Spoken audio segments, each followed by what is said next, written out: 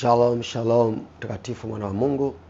Majina yangu Pastor Bright Nyaende, mwalimu wa neno la Mungu, na tumekuwa tukiendelea na mada zetu za maandalizi ya mwanzo wa mwaka. Watu wanapojiandaa na mwanzo wa mwaka wameweka nguvu kubwa sana kwenye kupambana kwa akili, fikra, nguvu na bidii. Lakini kuna vitu vya msingi ambavyo huwa watu hawavipi kipaumbele sana. Ni rahisi kusikia mtu anakuambia bwana, mwaka huu lazima ninunue gari mpya. Ni rahisi kusikia mtu anakuambia bwana, mwaka huu lazima nijenge, mwaka huu lazima nioe, mwaka huu lazima nifanye biashara hii. Lakini ni mara chache sana kusikia mtu anakuambia mwaka huu mahusiano yangu na Mungu lazima niyaboreshe.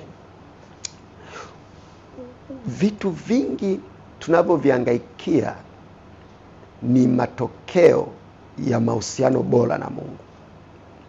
Unaposoma kitabu cha Mathayo sura ya 6 mstari 33, Biblia inasema, bali kwanza utafuteni ufalme wa mbinguni na haki yake, na hayo yote mtazidishiwa.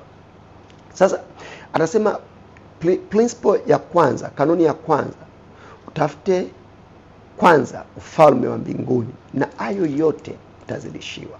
Kwamba hayo unayohangaika nayo leo unaona ni ya thamani, biashara unayohangaika nayo leo, kazi unayohangaika nayo leo, ndoa unayohangaika nayo leo, japokuwa umeipa kipaumbele kikubwa, lakini umeshindwa kujua chanzo cha baraka ya hiyo unaitaka ni kutafuta kwanza ufalme wa mbinguni.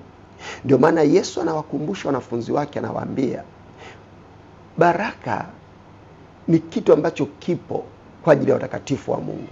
Sasa wewe kama umeamua kumtafuta Mungu katika roho na kweli, lazima usimame na kulitia jina la Bwana na nguvu zake.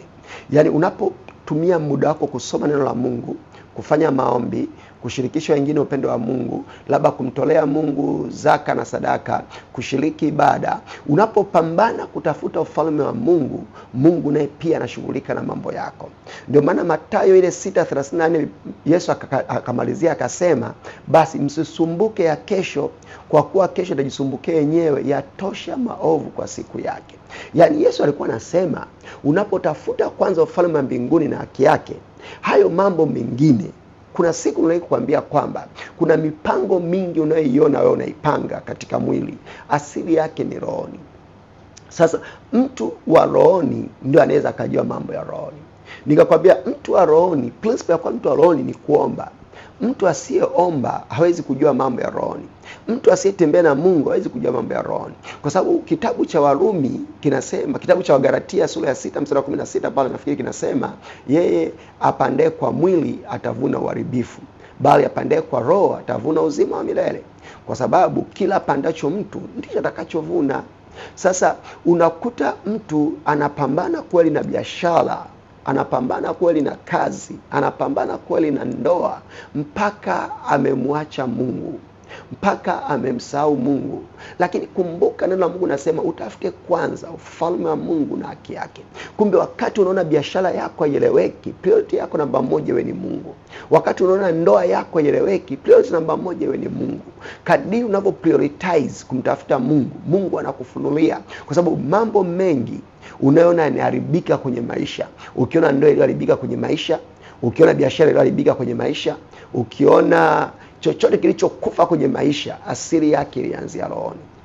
Sasa kadiri unavyojiconnect na Mungu unakuwa mtu wa rohoni, na kadiri unavyokuwa mtu wa rohoni, Mungu anakufunulia siri za rohoni. Sasa siri za rohoni zikifunuka, pale ndipo ambapo kuna ushindi wa Mungu. Ninatamani nikutie moyo leo. Nisikilize. Kuna mafundisho haya tunafanya na tunawasaidia watu. Tumeona watu wengi wakifunguliwa. Yamkini hauna muda wa kushuhudia, hauna muda wa kuimba kanisani, hauna muda wa kufundisha neno, lakini una muda wa kushare kwa watu wengine mahubiri tunaofundisha kusaidia watu. Ni vizuri sana kujifunza kushirikisha watu neno la Mungu. Lakini pia inawezekana hauna muda wa kwenda ibadani kwa sababu majukumu yalivyokubana, lakini una muda wa kufuatilia audio clip au kusikiliza mafundisho kama haya mtandaoni kulingana na nature ya kazi unayoifanya. Lakini pia unaweza ukasapoti kazi ya Mungu kwa sadaka yako kupitia namba ambazo ziko hapo. Kumtumikia Mungu sio lazima wote tukasimama madhabahuni na kuhubiri. Kumtumikia Mungu, Yesu Kristo anasema kwamba enendeni ulimwenguni mkawafanye mataifa kuwa wanafunzi wangu, mkiwafundisha kwa jina la Baba na la Mwana na la Roho Mtakatifu, kisha mkiwabatiza. Sasa katika kumtumikia Mungu, kumbe basi kadiri unaposhare neno la Mungu na watu, pale tayari unamtumikia Mungu. Kwa katika kutumika huko ndipo Yesu Kristo anasema kadiri umeamua kushughulika na mambo ya Mungu, Mungu naye atashughulika na mambo yako. Ni ukweli unatamani kumtumikia Mungu, unatamani kufanya jambo kwa ajili ya Mungu, lakini unaona nafsi yako inagoma. Mara nyingi ni vita ya adui. Wamekuja watu wengi wana shida kama hizo.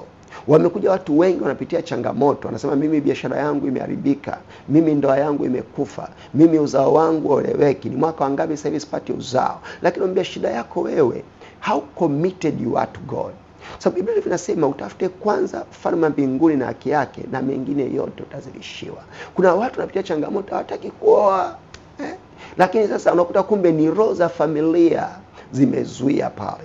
Kadiri unavyojitoa kwenye ibada au kadiri unajitoa kwenye kumtolea Mungu, kwenye kushare neno la Mungu, kwenye kuwasiliana na watumishi wa Mungu, pale unakutana na Mungu, na Mungu wa mbinguni anakusaidia. Leo usipange kupishana na baraka hii. Mwaka unapoanza, Biblia Takatifu iko wazi kama neno la Mungu natuambia, hayo unayohangaikia, biashara unayohangaikia, madeni unayohangaikia, ada unazohangaikia, it's good kupambana, lakini priority yako namba moja iwe Mungu. Kadiri unavyojikomiti kwa Mungu, ndipo Mungu anapofungua milango ya baraka. Tazama namba zilizoko hapo chini. Kama una changamoto yoyote ile ya kiroho ambayo unaona imeshindikana kabisa, umehangaika mashariki, umehangaika magharibi, umehangaika kusini, umehangaika popote, piga namba ya simu nasi tutakusaidia. Tumeona wengi wakifunguliwa na tumeona wengi wakibarikiwa. Ninatamani nikuombee ili Mungu akusaidie ukatoe ushuhuda. Kuna watu wengi wamebeba shuhuda za mambo ambayo Mungu amewafanyia walipoamua kusubscribe account za mahubiri, walipoamua kutuma mafundisho kwa watu wengine, walipoamua kumtolea Mungu kwa moyo wa kupenda. Kuna watu wengi tuna shuhuda kadha wa kadha ambazo Mungu amewagusa watu wake. Namba ya simu iko hapo chini, unaweza ukapiga, unaweza ukatuma message, unaweza ukafanya mawasiliano na tukakusaidia na ukamwona Mungu na utukufu wake. Mungu wa mbinguni akubariki. Natamani nikuombee. Piga namba ya simu hapo, karibu kanisani, tutafanya maombi pamoja na utauona mkono wa Mungu na hakika yake utabarikiwa. Mungu akubariki na neema ya Kristo kufunike sasa na hata milele. Amen.